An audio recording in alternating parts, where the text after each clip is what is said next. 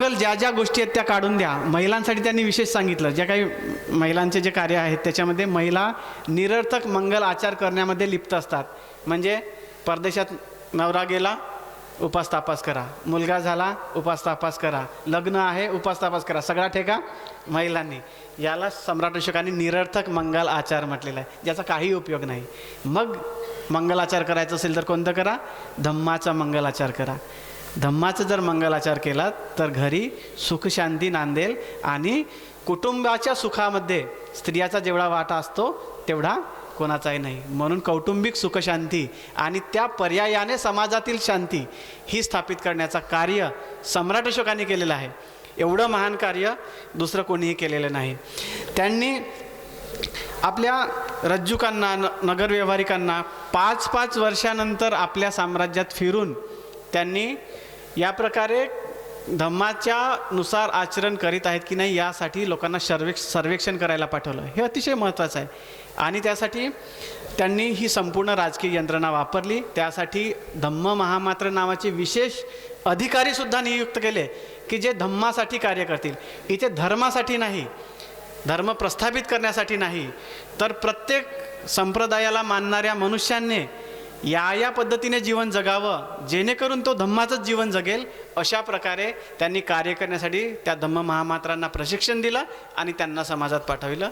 अशा प्रकारे मोठ्या प्रमाणात राजकीय माध्यमातून क्रांती घडवून आणली, धार्मिक माध्यमातून त्यांनी क्रांती घडवून आणली. त्यांनी तिसरी धम्मसंगीती घडविली.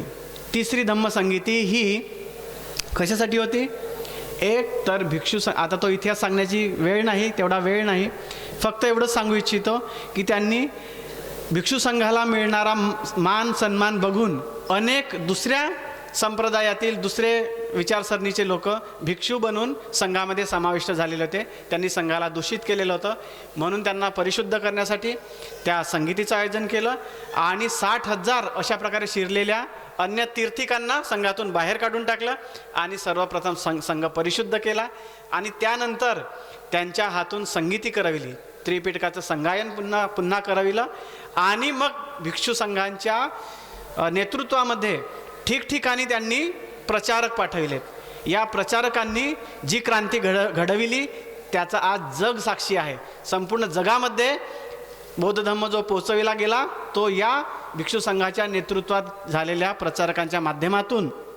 त्यांनी मध्यंतिक नावाच्या महास्थविराच्या नेतृत्वाखाली गांधार आणि काश्मीर या प्रांतामध्ये, गांधार म्हणजे आताचा तो पेशावर, पाकिस्तानचा काही भाग, बलुचिस्तान वगैरे हा प्रांत, आधी गांधार अफगाणिस्तानमधला काही भाग, तर हा सगळा गांधार म्हणून ओळखला जायचा. या प्रांतामध्ये आणि काश्मीरमध्ये धम्म प्रचारासाठी पाठविलं.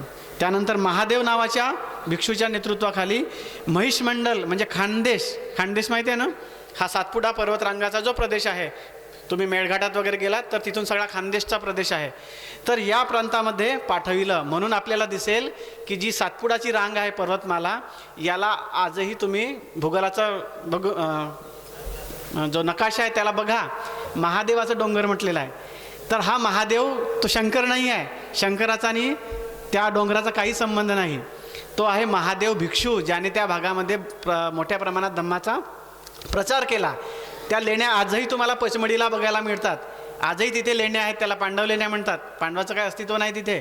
त्या लेण्या भिक्षूंच्या राहण्याच्या होत्या आणि महादेवांनी मोठ्या प्रमाणात तिथे धम्माचा प्रचार केलेला होता आणि म्हणून ते महादेवाचं डोंगर म्हणून प्रसिद्ध आहे. आणि ती प्रथा, बौद्ध धम्म इथून लोप पावला तरीही ती प्रथा लोकांनी जोपासली आणि जो त्रिरत्न आहे त्या त्रिरत्नाला त्रिशूल बनवून टाकला आणि तिथे चौऱ्यागड आणि खाऱ्या पोचवायला लोक जातात. त्या खाऱ्या काय आहेत? त्या खाऱ्या दुसरं काही नसून अष्टपरिष्कार आहेत. ते परिष्कार घेऊन जातात आणि तिथे दान करतात. ही पद्धती होती. आज त्या महादेवाच्या नावानं खपवल्या जातं.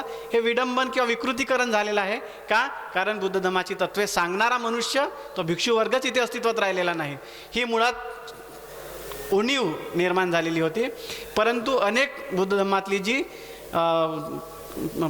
प्रथा परंपरा आहेत त्या अजूनही विकृत रूपामध्ये त्या जोपासत आहेत. आपल्याला मात्र शुद्ध स्वरूपामध्येच घ्यायचं आहे. म्हणून बाबासाहेबांनी सगळ्या गोष्टी नाकारल्या आणि इथला बौद्ध धम्म आपल्याला देण्याचा प्रयत्न केला. हे महत्त्वाचं आहे. यवन धम्मरक्षित म्हटलेला हा यवन म्हणजेच ग्रीक व्यक्ती होता, ग्रीक वंशाचा व्यक्ती होता, परंतु तो भिक्षू झालेला होता. आणि सुरत जवळचा जो अपरांत प्रांत आहे त्या ठिकाणी त्यांनी धम्माचा प्रचार केलेला होता. महाधम्मरक्षित थेर नावाचा जो स्थवीर होता, यांच्या नेतृत्वाखाली महाराष्ट्र, आज आपण महाराष्ट्रात आहोत त्यावेळेस महाराष्ट्रात नव्हतो, त्यावेळेस आपलं अस्सक जनपद वेगळं होतं. त्यांनी त्या काळामध्ये जो पैठण वगैरेचा जो प्रदेश आहे या भागामध्ये धम्मप्रचारासाठी पाठविलं होतं. आणि म्हणून दिसेल की त्यानंतर मोठ्या प्रमाणामध्ये या महाराष्ट्रामध्ये धम्माचा प्रचार प्रसार घडून आलेला आहे, हे वास्तविक नाकारता येत नाही. महारक्षित थेर यांनी यवन प्रदेशात, म्हणजे जो अफगाणिस्तानचा जो आताचा प्रांत आहे, या प्रांतामध्ये धम्माचा प्रचाराचं कार्य केलं. मज्जिम नावाच्या स्थविरांनी हिमालय प्रदेशामध्ये, म्हणजे नेपाळपासूनचा पूर्ण हिमालयन बेल्ट या प्रदेशात प्रचार केलेला आहे. सोन आणि उत्तर यांनी सुवर्णभूमी, म्हणजेच आताचा जो ब्रह्मदेश आहे, म्यानमार आपण म्हणतो, या म्यानमारमध्ये प्रचार केलेला आहे. आणि त्यांची परंपरा तिथे स्थापित झाली, तिथून जगामध्ये पुढे पसरलेला आहे. आणि महामहेंद्र, इट्टीय, उत्तीय, संबल आणि भद्रशाल या महामहेंद्र स्थविरांच्या नेतृत्वाखाली या अन्य 4 अरहंतांच्या सोबत ते श्रीलंकेला गेलेत आणि तिथे धम्माचं बीजारोपण केलं. आणि जग साक्षी आहे की भारतातून जरी बौद्ध धम्म लोप पावला गेला किंवा नष्ट केल्या गेलं, तरीही श्रीलंकेनं तो जतन करून ठेवला. आज जो आपल्याला मिळाला, जे त्रिपिटक आपल्याला मिळतं, ते या बौद्ध राष्ट्रांची देण आहे. त्यांनी ती भारतीय संस्कृती जोपासली आणि संवर्धित करून ठेवली, म्हणून आपल्याला बौद्ध राष्ट्र जगात आहेत हे नावाने सांगता येतं. भारतामध्ये ती संस्कृती पुन्हा स्थापित करण्याची गरज आहे. कधी तुम्ही श्रीलंकेला जा तर तिथे तुम्हाला दिसेल लोकांच्या वागण्या बोलण्यामध्ये सुद्धा, मी फक्त उभा होतो बसमधून, फक्त एक व्यक्तीने बघितलं तरी तो बघून स्माईल करू लागला. आपल्याकडे स्माईल केलं तर काय म्हणतील? एक तर वेडा आहे म्हणतील, आणि मुलगी हसली तर फसली म्हणतील. 2 पैकी 1 करतील, बरोबर आहे. तर अशी आपली संस्कृती आहे. आपल्याकडे आनंद व्यक्त करण्यासाठी सुद्धा धर्मांचा विचार करत नाही, धम्मानं जगण्याची पद्धती नाही आहे. म्हणून प्रसन्नता हा जो धम्माचा गुण आहे, ही अभिव्यक्ती करण्याची जो माध्यम आहे, तो आपल्यामध्ये आपल्या अंतःकरणातून आला पाहिजे. तर तो जगतो तेव्हा तो वागतो. म्हणून हे जगणं आणि वागणं हे बुद्धिझमनुसार असावं, यासाठी सम्राट अशोकांनी प्रयत्न केलेत. मोठ्या प्रमाणात आज बिहारनंतर सगळ्यात जास्त जे काही पुरातात्विक अवशेष बुद्धिझमचे सापडत असतील, हे आंध्रमध्ये सापडतात.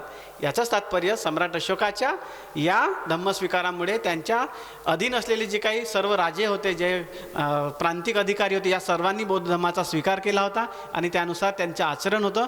म्हणून मोठ्या प्रमाणात त्या प्रांतात बुद्धिझम रुजला. आणि कुठलाही शासक असेल तरीही त्या लोकांनी सढळ हाताने मदत केलेली आहे.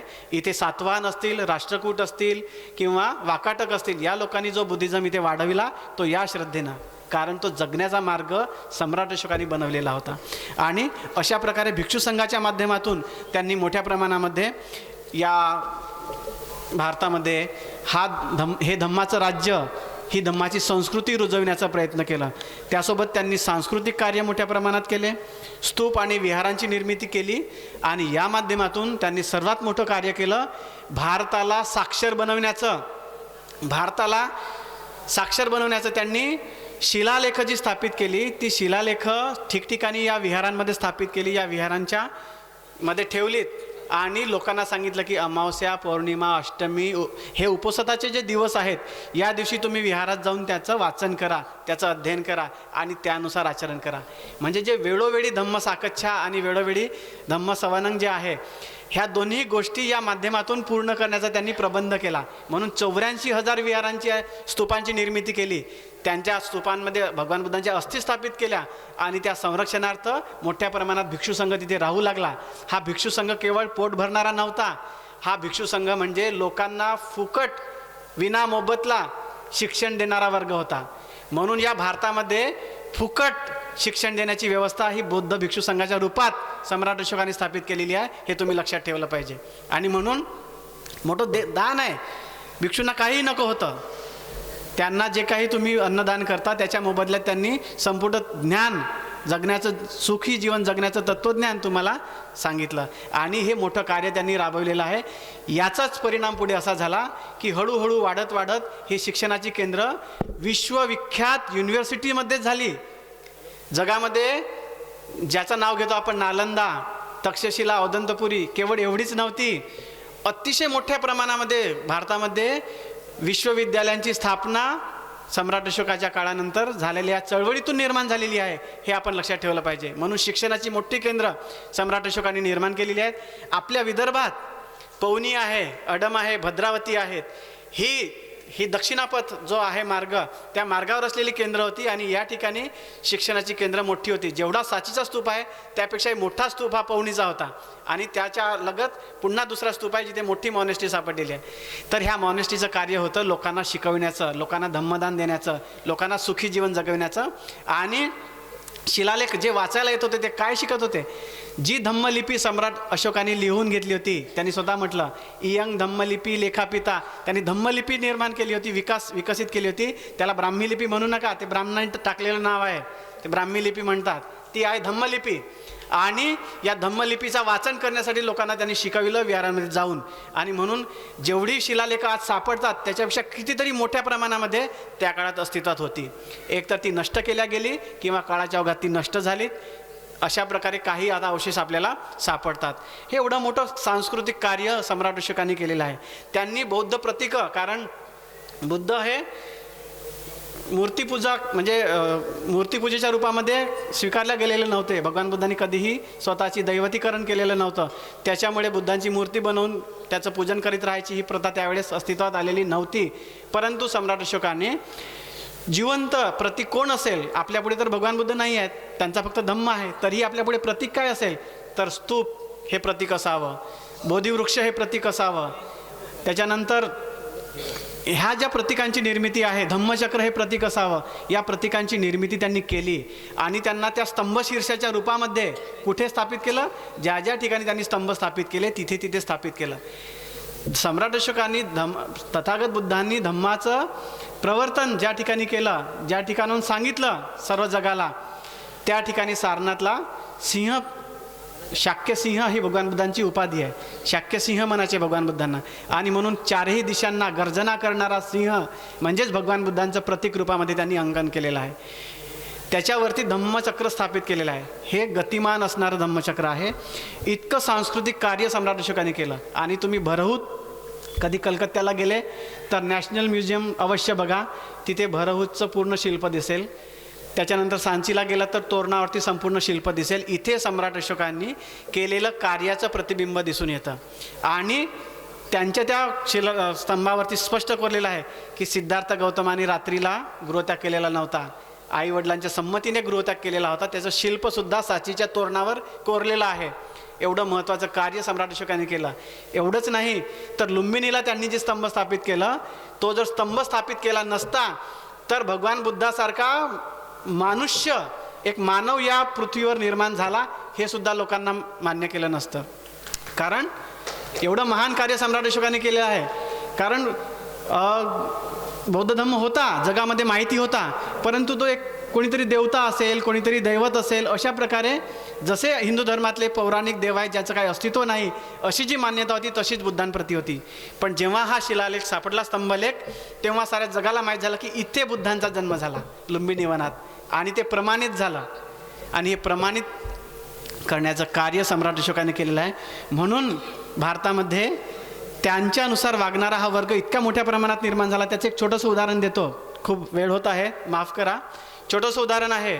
सम्राट अशोकाने या लोकांना इतकं, जे प्राणीहिंसा करणारे लोक होते त्यांना प्राणीहिंसा करायला बंदी घातली, कायद्यानं बंदी घातली. आणि इव्हन पौर्णिमा, अमावस्या आणि उपवासाच्या दिवशी प्राणीहिंसा करायची नाही अशा प्रकारे जो कायदा काढला, यज्ञामध्ये प्राणीहिंसा करायची नाही अशा प्रकारे जो कायदा काढला, त्याचा इतका सामाजिक प्रभाव झाला, लोकांनी तो इतका मोठ्या प्रमाणामध्ये स्वीकारला की मोठ्या प्रमाणात लोक शाकाहारी झालेत. त्यांनी प्राणीहिंसा बंद केली आणि वनांना आगी लावणं बंद केलं. सम्राट अशोकाने लोकांना आव्हान केलं की वनांना आगी लावू नका, प्राण्यांची शिकार निरर्थक करू नका. आणि हे तत्व रोपित केलं. कोणतं? यथा अहंग तथा एते, यथा एते तथा अहंग, अत्तानंग उपमंकत्वा न हनेय न घातये. ही बुद्धिझमची प्रिन्सिपल्स आहेत. कोणती? जसा इतर आहे तसा मी आहे आणि जसा मी आहे तसा इतर आहे असं समजा, ओळखा. आणि न हनेय न घातये म्हटलं आहे की अशा प्रकारे इतरांच्या ठिकाणी स्वतःला ठेवून अत्तानंग उपमंग कत्वा म्हटलेलं आहे. दुसऱ्यांच्या ठिकाणी स्वतःला ठेवून कोणाला मारू नका किंवा हिंसा करवून घेऊ नका, मारवून घेऊ नका, ते कृत्य करू नका. याचा इतका मोठा प्रभाव झाला की मोठ्या प्रमाणात प्राणीहिंसा बंद झाली. आणि तुम्हाला सांगतो की यज्ञामध्ये जेव्हा ही प्राणीहिंसा बंद झाली, तर जेव्हा बुद्धिझमला पराभूत करण्यासाठी या मनुवाद्यांनी कारस्थान सुरू केले, तेव्हा त्यांनी एक गोष्ट सरसकट केली आणि ती हिंदू धर्माला मोठी देण आहे बुद्धिझमची. कोणती? त्यांनी गाईचं मांस खाणं बंद केलं, मांसाहार बंद केला आणि प्राण्यांची हिंसा यज्ञामध्ये आम्ही सुद्धा सोडली, अशा प्रकारे घोषित करून समाजामध्ये मोठं होण्याचा ढोंग केलं आणि अशा प्रकारे पुन्हा समाजामध्ये आपला वर्चस्व स्थापित करण्याचा प्रयत्न केला. हा इतिहास आहे. एवढा सम्राट अशोकाचा प्रभाव या सामाजिक दृष्टिकोनातून झालेला आहे, हे आपण लक्षात ठेवा. आणि म्हणून गाईचं मांस खाणारे सुद्धा आज काय करतात? गोमांस खाऊ नका म्हणून कायदे करतात. तर हे झालेलं आहे. त्याच्यामुळे सम्राट अशोकाचं किती मोठं कॉन्ट्रीब्युशन आहे या भारतीय समाजामध्ये ते जरा लक्षात घ्या. आणि अशा प्रकारे जाता जाता मी फक्त त्यांच्या 2-3 सामाजिक कार्याविषयी आपल्याला सांगतो की त्यांनी चिकित्सा निर्माण केलेल्या होत्या. समाजकार्य करायचं आहे, जनतेचं कल्याण करायचं आहे, मग चिकित्सा. कोणत्या? पशुचिकित्सा, मनुष्य चिकित्सा. म्हणून आज जी गरज आहे तीच त्या काळामध्ये सम्राट अशोकाला झाली होती की प्रत्येकाला चिकित्सा मिळाली पाहिजे. प्रत्येकाला. आज मागे ते एक पेपरमध्ये घटना आली की आदिवासी गडचिरोली जिल्ह्यातला त्याचा मुलगा मरण पावतो आणि वडील मुलाचं प्रेत 5 किलोमीटर आपल्या खांद्यावर वाहून नेतो. किती मोठी शोकांतिका आहे. आजही ती गरज आहे. सम्राट अशोकाने त्या काळामध्ये प्रत्येक ठिकाणी मनुष्यांना चिकित्सा मिळावी आणि त्यांना औषधं मिळावीत म्हणून कार्य सुरू केलं आणि चिकित्सालय निर्माण केलेत, औषधालय निर्माण केलेत आणि ज्या ज्या ठिकाणी औषधी नव्हत्या दुसऱ्या ठिकाणाहून जिथे त्या आहेत तिथून आणून त्यांनी लावल्यात. एवढं मोठं कार्य केलं. म्हणून आज संपूर्ण भारतात आपल्याला जी विविधता मिळते औषधांच्या बाबतीत त्याचं कारण आहे सम्राट अशोक. सम्राट अशोकानेही रस्त्यांच्या बाजूला जे छायादार वृक्ष लावलेत, ही पद्धती निर्माण केली सम्राट अशोकाने. बाजारपेठा ठिकठिकाणी दर 8 कोसांवरती बाजारपेठा निर्माण केल्यात. विहिरींची निर्मिती केली. विहिरी कशा? प्रवास करणाऱ्यांना रस्त्यात खाली म्हणजे तळात उतरून पाणी पिता यावं, ज्याला आपण बाहुली विहीर म्हणतो. ह्या बाहुली विहिरी सम्राट अशोकाच्या काळापासून निर्माण करायला सुरुवात झाली आणि त्या मोठ्या प्रमाणात जनतेच्या कल्याणासाठी होत्या. याचा फायदा एवढा झाला की सम्राट अशोकाच्या काळात सर्वत्र मोठ्या प्रमाणात भरभराटी आणि सुखशांती वाढू लागली आणि म्हणून सोन्याचा धूर निघायला लागला. हे लक्षात ठेवा. ठीक आहे. अभयारण्य त्यांनी निर्माण केली. वनाला आगी लावण्याचं बंधन घातलं. शेतीसाठी कालवे निर्माण केलेत. जो मोठा एक तलाव म्हणजे ज्याला आपण डॅम म्हणू, हा तलाव चंद्रगुप्त मौर्य सम्राटांनी म्हणजे सम्राट अशोकाच्या आजोबांनी गुजरातमध्ये निर्माण केला होता. त्याला कालवे काढून इरिगेशन म्हणजे शेतांना पाणी देण्याची व्यवस्था सम्राट अशोकाने निर्माण केली. एवढं महत्त्वाचं दूरदर्शीपणाचं कार्य सम्राट अशोकाने केलेलं आहे. अंधश्रद्धा निर्मूलनाचं कार्य तर मोठ्या प्रमाणात केलं. स्त्रियांमधली तर अंधश्रद्धा काढलीच, लोकांना सुद्धा डोळसपणे धम्मानुसार जगायला सांगितलं. अशा प्रकारे आणि सर्वात महत्त्वाचं कार्य शेवटी, फक्त जास्त सांगत नाही आता, शेवटचं एकच, त्यांनी सांप्रदायिक एकता निर्माण करण्याचं कार्य केलं. कारण राजा हा तेव्हाच सुखी राहू शकतो जेव्हा त्याच्या राज्यात शांतता स्थापन होईल. आणि शांतता तेव्हा स्थापन होईल जेव्हा सर्व संप्रदायाचे लोक एकमेकाने गुण्यागोविंदाने मिळून मिसळून राहतील. म्हणून लोकांना उपदेश करताना त्यांनी स्पष्ट म्हटलं की माझा धर्म श्रेष्ठ, माझा संप्रदाय श्रेष्ठ, माझा विचार श्रेष्ठ म्हणून त्याचा उदोउदो करीत बसू नका. तर प्रत्येक संप्रदायाचा आदर करा, सन्मान करा. ही शिकवण सम्राट अशोकाने सुद्धा सांगितलेली आहे. तेच भगवान बुद्धांनी सुद्धा सांगितलं. सिंह सेनापतीला उपदेश करताना काय म्हटलं भगवान बुद्धांनी की जरी आता तू माझा उपासक झाला असशील तरीही तू ज्या पूर्वी निगंटनाथाला तू जे काही दान करत होतास किंवा त्यांच्या प्रती जी श्रद्धा करत होतास तू ते सोडू नकोस. एवढा उदात्त विचार भगवान बुद्धांनी पेरला. तीच विचारसरणी सम्राट अशोकाने या लोकांमध्ये पेरली की सर्व जाती संप्रदायांच्या लोकांचा आदर करायला शिका. आवश्यक नाही की त्यांनी तुमच्याच विचाराला मानावं. तो जे काही मानत असेल तर तो मनुष्य आहे आणि म्हणून त्याचा तुम्ही आदर करायला शिकलं पाहिजे. हीच भावना आज आपल्या भारतीय राज्यघटनेमध्ये आहे, परंतु त्याचा वापर मात्र कोणी करत नाही. आज सर्वधर्म समभावाचा अर्थ काय केला? दुसऱ्यांचे देवसुद्धा आपल्या घरात आणून बसवलं म्हणजे सर्वधर्म समभाव. तसं नाही आहे. आपण आपले विचार धर्मानुसार आचरण करीत असताना इतर धर्माच्या व्यक्तीचं सुद्धा सन्मान करावं, त्याच्या चालीरीती रिवाजांचं सन्मान करावं, ही शिकवण या माध्यमातून सम्राट अशोकांनी रोपित केलेली आहे, शिलालेखांमधून सांगितलेलं आहे आणि मोठ्या प्रमाणामध्ये ते प्रचारित केलेलं आहे. आजसुद्धा संविधान सार्वत्रिकरण करताना या प्रकारे प्रत्येक गोष्ट जे इतरांच्या कल्याणासाठी आहे, जी गोष्ट प्रत्येकाच्या सुखासाठी आहे, ती करणं आवश्यक आहे. ती होत नाही म्हणून आपले कोण भट कविवर्य सुरेश भटांना लिहावं लागलं, काळ रात्र उषक काल होता होता काळ रात्र झाली, अरे पुन्हा आयुष्याच्या पेटवा मशाली. हे लिहावं लागलं. ही खंत आहे, ही त्यांचीच नाही आहे, ही तुम्हा आम्हा सर्वांची आहे.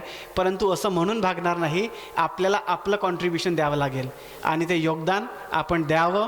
त्यासाठी सज्ज व्हावं, धम्म शिकावा आणि जेवढं जगता येतं चांगलं इतरांसाठी आपल्यासाठी तेवढं चांगलं जगण्याचा प्रयत्न करावा आणि आपल्या जगण्यातून आदर्श नागरिक, आदर्श धम्मवान पुरुष म्हणून आपली प्रतिमा स्थापित करावी असं मला वाटतं. तेव्हाच खऱ्या अर्थाने या भारतामध्ये संविधानाची संस्कृती स्थापित होईल आणि तेव्हाच हा देश पुन्हा एकदा सुजलाम सुफलाम होईल. एवढं मी आपल्यापुढे माझं मनोगत व्यक्त करतो. आपण ऐकून घेतलं. आपल्या सहनशीलतेला माझा सलाम आणि मी माझ्या शब्दांना विराम देतो. नमो बुद्धाय, जय भीम. आता यानंतर ज्यांची आपण वाट पाहत आहोत ते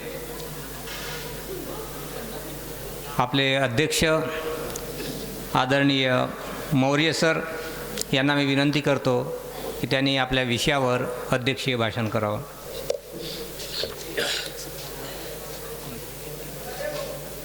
अध्यक्षीय भाषण की शुरुआत करने से पहले आयोजक और